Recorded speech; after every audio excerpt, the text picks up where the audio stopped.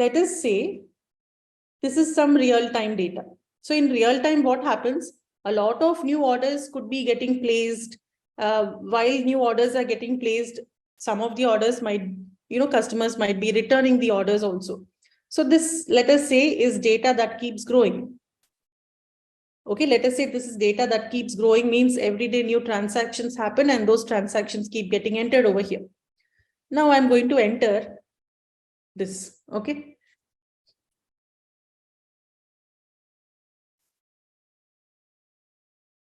Profit 10 and sales value 100. So new transaction has come over here. One person has placed this order. Finally, this order got placed. Somebody placed this order. Now that the new order is here, will Excel be able to pull back this value? Okay, why will it not? Will it pull back the value? Let's see. It didn't pull back, isn't it? No, we have not handled the error. Rohini, we have just in a more sophisticated way telling that this order is not found rather than showing NA. So that icon will come. Okay, if you want, you can go here and ignore the error. Understood? So you can go there and ignore the error. So you have replaced the error with a meaningful message. Understood, Rohini? We replace the error with a more meaningful message, post which you can go ahead and ignore the error. All right. Now, even though this order is now present in this data, somehow the name of the customer did not get pulled back. That is because, why did it not get pulled back? See here, we are searching for this particular order in, where are we searching for this order? We are searching for it in this superstore data named range, isn't it? And exactly what does this named range contain? What is the amount of data that it is referencing? How to get to know that? We can go to name manager. Okay, we can go to name manager and we can see the name ranges that we have created. So superstore data, the name range that I created, is basically an absolute reference to this range of data.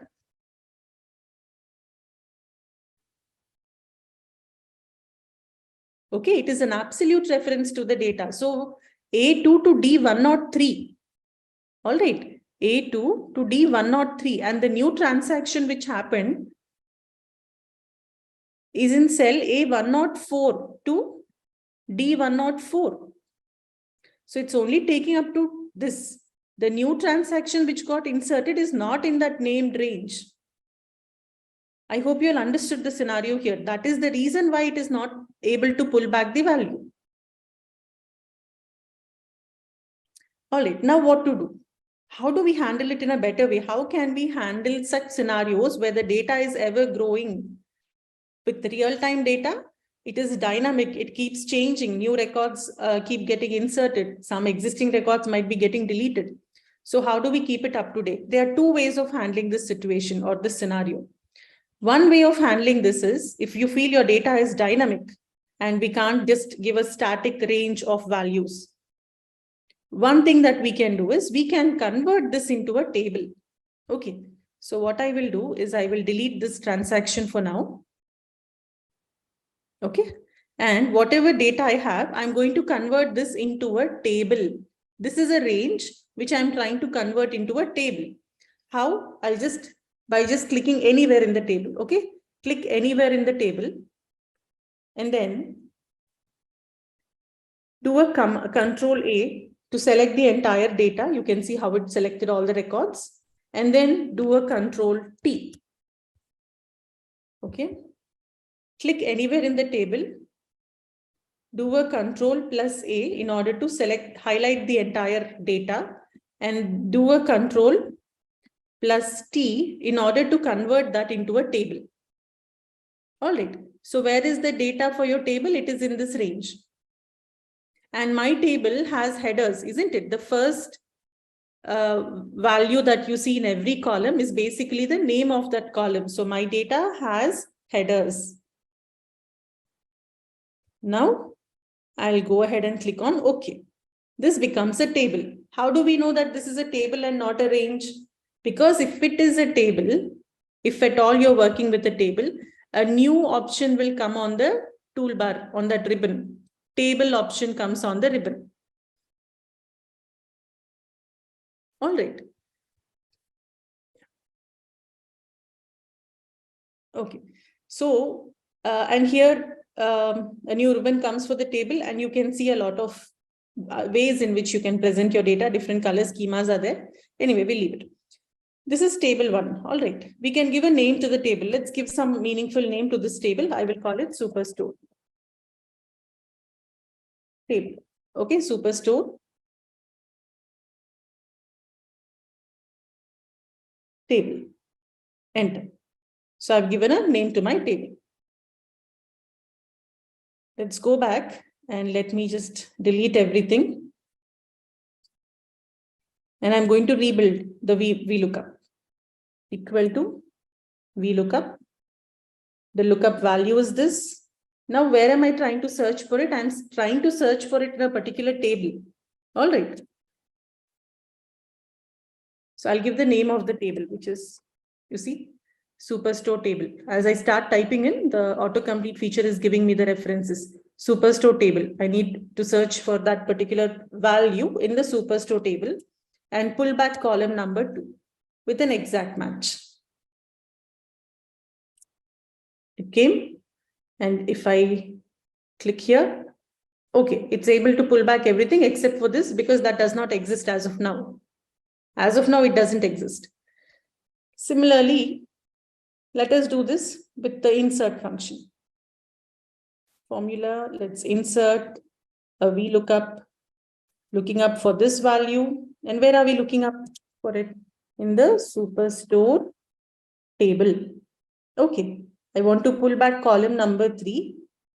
False is the argument. There's a problem here. You see, it's showing an error. Means it could not fetch the result because the name of this table is wrong.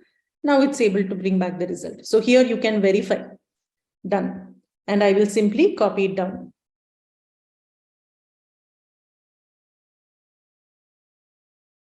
Here it's not showing. Somehow in the function box, it's not showing. But on a Windows machine, it shows. MacBook, it's not showing in the function box. Okay, Mohammed. Only while typing in the formula here, it's showing. In the function box, somehow it's not showing. Okay. So now that I have this, let me go back to my data and insert that one more record into the table. I'll insert data for this particular transaction into the table. See, because this is a table will automatically expand. The moment you make another transaction, you see the color, how the table has expanded. Look here. Table keeps automatically expanding. All right.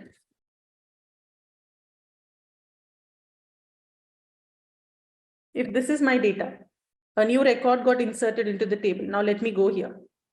You see how it pulled back Bhargavi and the profit. Earlier it was not, it was NA, not available, but now it managed to pull back. So this is one way in which you can handle a situation where your data is dynamic and it is growing. Okay. So let me go back here. Practice file, has the link not been shared yet?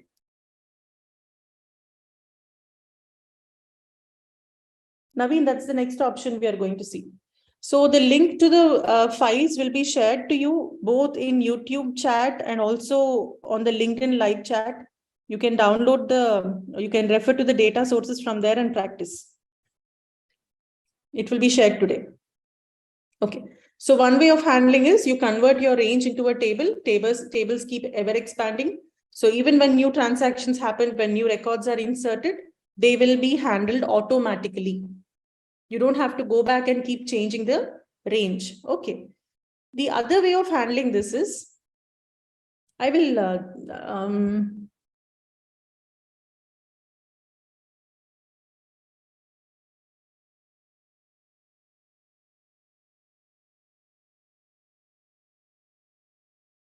let me just undo that,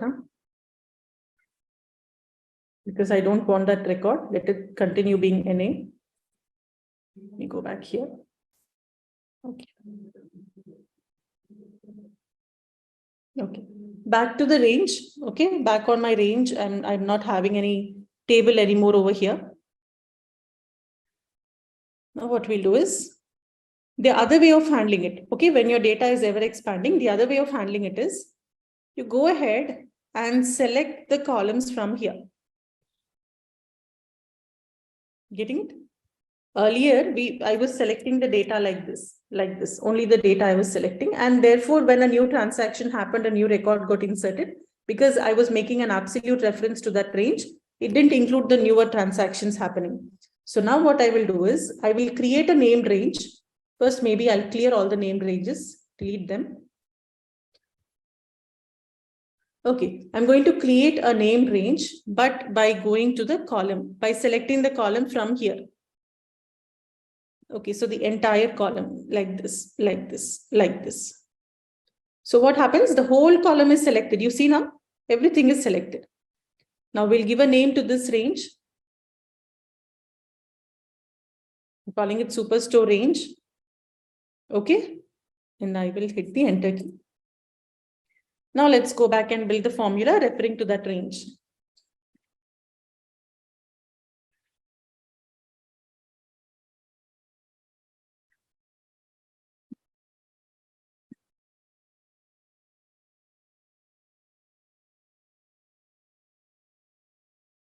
This is the lookup value, and I have to look it up in Superstore range now. With the F3 key, I got it, comma.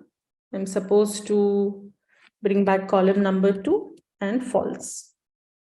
Got it? And let me pull it down. It's not bringing for this transaction because it's not there. I removed it. So let me go back and insert the new record. I'll insert this. Let's say this got placed now. Okay. And once the new record is inserted, it should get pulled back automatically, which happened.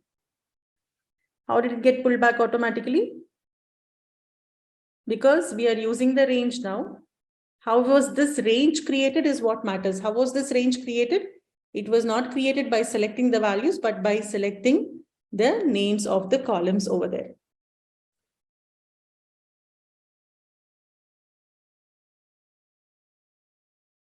No, this is not sheet renaming. We are just renaming a sheet. No. We are just giving a name to selected columns in the sheet.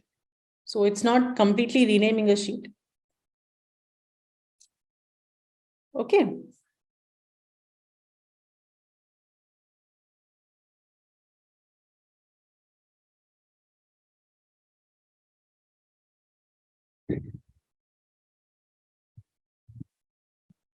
All right, so let's proceed.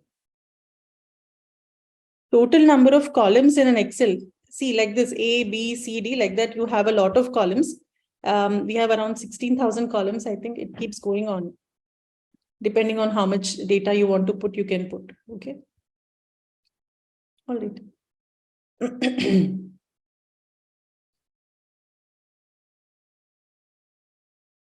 Yeah, data sources link has been shared with you all. So you can please go to that link and download the data sources, access the data from there. I hope you all have received the link. Okay, it is in view mode. Yeah, okay. They will change it. All right. So this was about VLOOKUP with exact match. Now I will show you an example of VLOOKUP with the true argument. True argument means what? Approximate. Okay, it wouldn't be an exact match. It could be an approximate match. And true is equivalent to typing in 1. So even if you type in 1, you're basically telling true. Like for false, we could either give false or we could give 0. Both work, isn't it? Similarly, for true also, we can give true or we could give 1. Both will work. All right.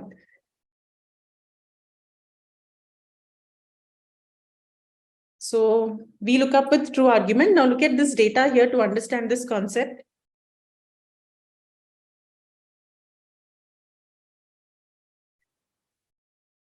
Venkat, why don't you refer back to the video where all the formulas, everything are there, right? When you refer back, you will be able to see the formula. You can practice simultaneously by watching the video. Because I have not saved the formulas in any of those data sources. Only the raw data is given to you all, the data on which we begin working with. Okay.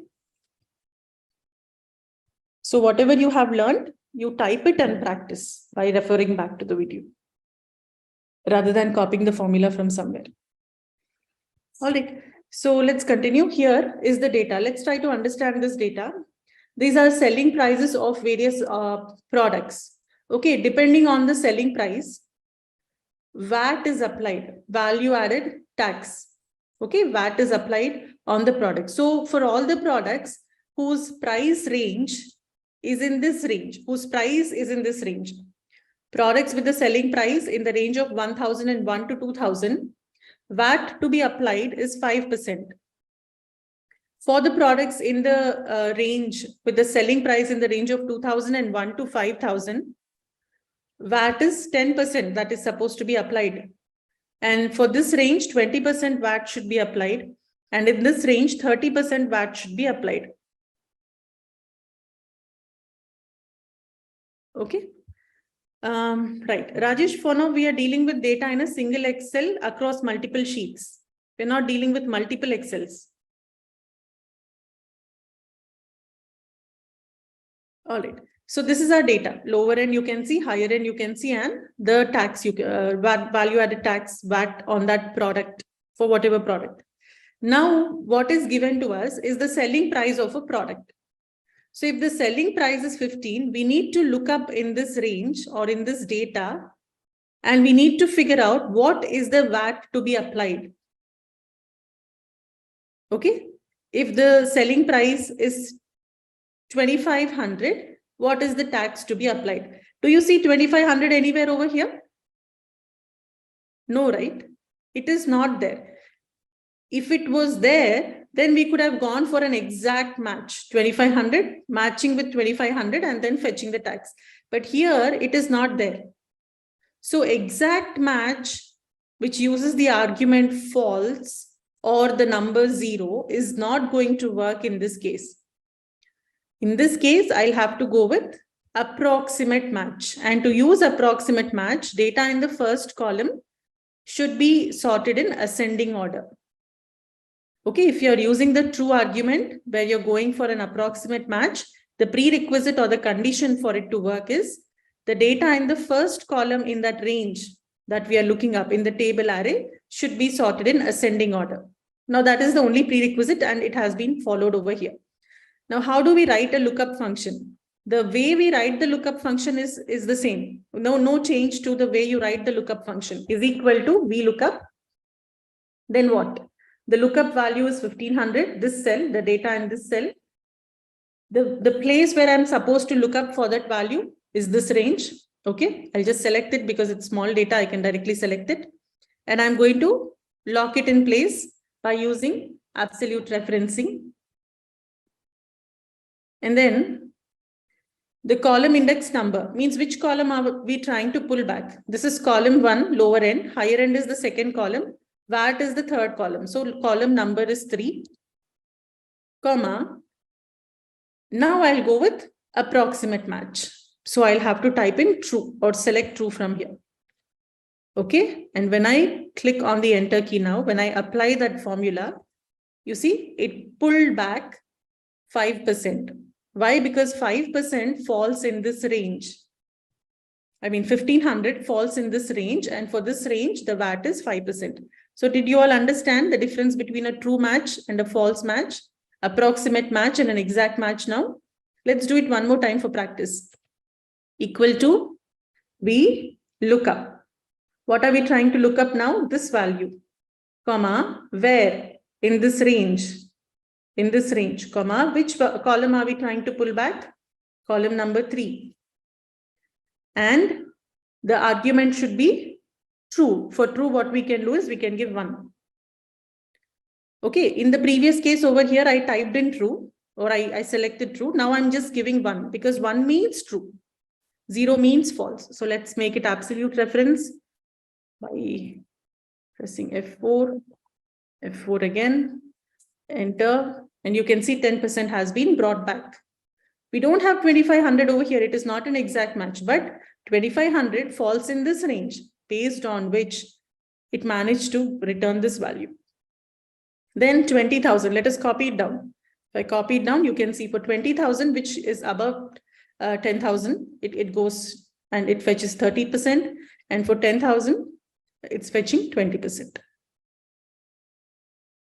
Okay, because it comes in this range. So basically it looks up in the first column.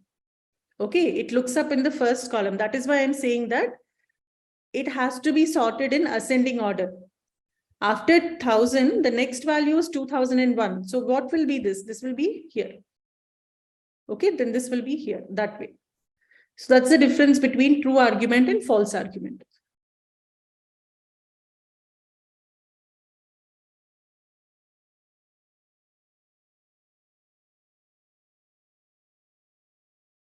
Now, I hope VLOOKUP is clear. The reason why I'm taking up this session on a Friday is so that you can refer to these videos on Saturday and Sunday. Okay, you can refer back to the videos over the weekend, practice them as much as possible. And if you have any doubts, we can take it up in the next session on Monday, that is. So VLOOKUP is vertical lookup. I hope it's clear. Now we will talk about HLOOKUP. If you have understood VLOOKUP, HLOOKUP is pretty similar. VLOOKUP is where you're doing a vertical lookup, your data is running down and you're doing a vertical lookup. HLOOKUP is if your data is running in a horizontal manner. Okay. HLOOKUP is where your data runs in a horizontal manner and you are going row wise to look at your data, not running down, but you're going sideways to look at your data. For that, we need data arranged in that manner. So what I will do is, rest of the arguments remain the same. So I'm going to take this superstore data, which is organized like this. Okay, let me copy the data. Control C. And I will copy this. I have copied this data. I'm going to paste it in a different sheet. So let's call this, sheet 1. Let's call this HLOOKUP data. Okay.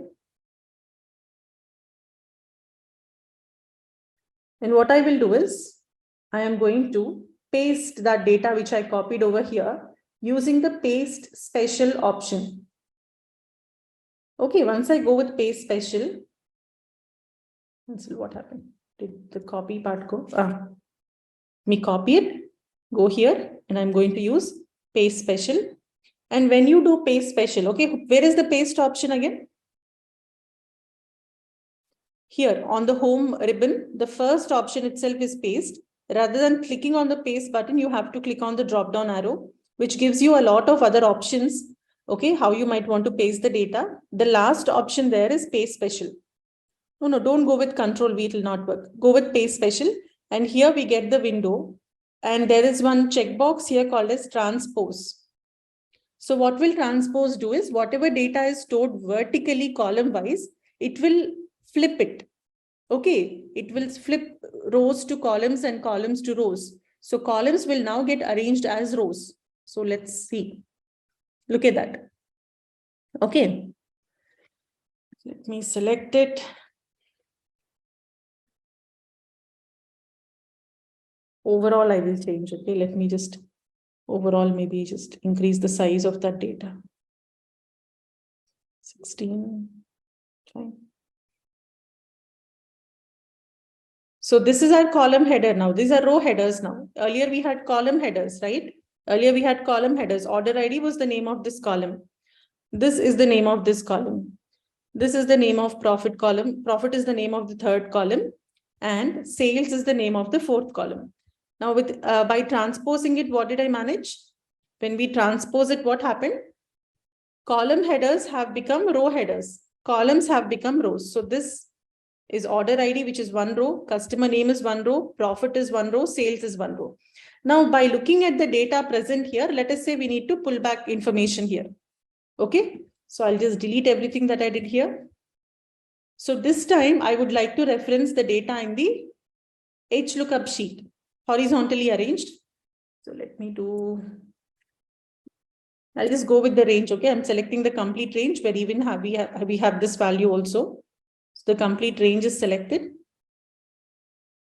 And I'll give a name to this range. HLOOKUP data, I'm calling it so that it's easier for me to remember. Now I'll go back. I've given a name to this range. Now I'll go back and I'll pull it from there. Equal to, instead of VLOOKUP, HLOOKUP. HLOOKUP. What are we looking up? This value.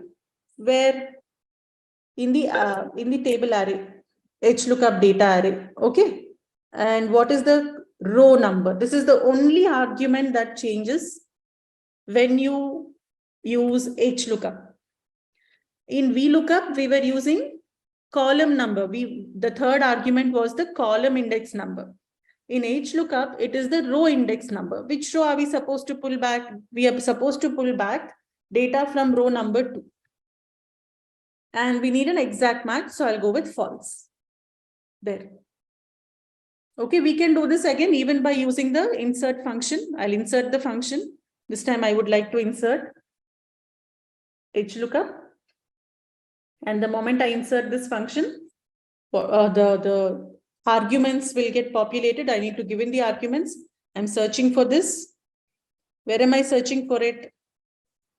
In the HLOOKUP data. I hope I gave the right name. No, we didn't. Okay, you can see this data has come, which means this name is correct. And the row index number that we are trying to pull back is row number 3. And we are trying to go with an exact match. So 0. You see, result has come. I'll click on done and job done. So now I'll simply copy it down and copy it down. Okay, everybody, did you all understand the difference between HLOOKUP and VLOOKUP? Yeah, you can convert this also into a table. Let's say this horizontal data is going to be ever growing data. It is dynamic and it keeps changing or new transactions keep on happening. Then you might definitely want to treat it as a table. Okay, rather than selecting the range, you might definitely want to create a table out of it. So I'm creating a table. And does our table have headers? No, right? We can't say that my table has headers now, because if I say table has headers, it's going to take each of these as headers. It's going to take these order IDs as headers, which is not what we are trying to do. So I will uncheck this option. My table has headers. Now, if I uncheck this option, it will go a little weird. It will automatically assign column names. That is okay. It is okay to have this particular header with column 1, column 2, column 3. Okay, this is one point you have to remember. When you're converting your horizontally aligned data into a table, which you would be using in HLOOKUP, you should not say your table has headers. It has row headers. It doesn't have column headers, right? So when I convert this to a table, I will just make sure to uncheck that checkbox. My data has headers, and it will automatically assign headers as column 1, column 2, column 3. Okay, now let's insert one new value towards the end of this. You can have more than 1600 columns. I don't remember the exact number, but around more than 16,000 columns you can have. So let's say one more transaction has happened.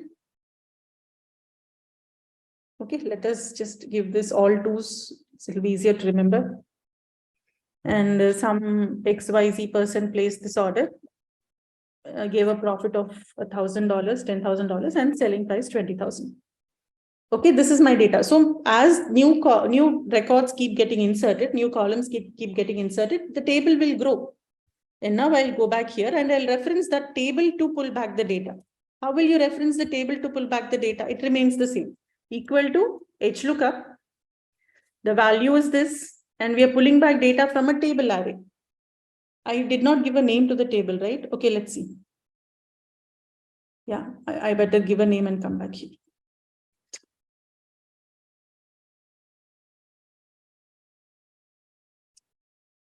We'll give a name to this table. Here I am.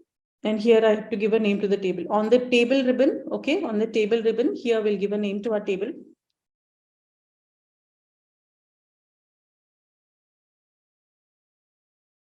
This is the name of the table.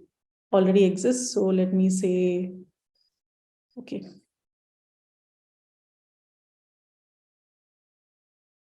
calling it horizontal data. Now I'll go back here and build it.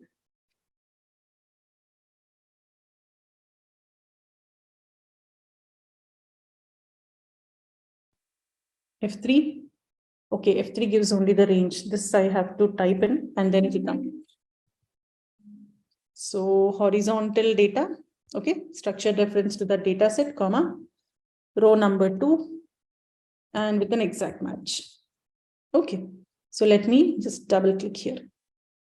You can see, suppose a new new order has been returned. There is one more order which got returned, let's say. This order got returned.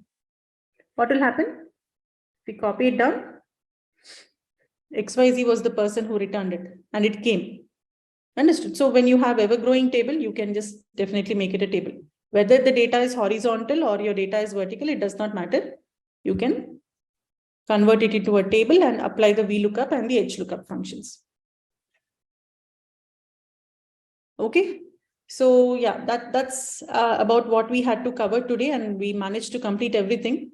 So please refer back to the videos if there are any doubts, especially if you would like to, if you're not able to remember or recollect the formula, you can watch the video again, go through the formula, okay, and type it and practice it as much as you can during the weekend. I will see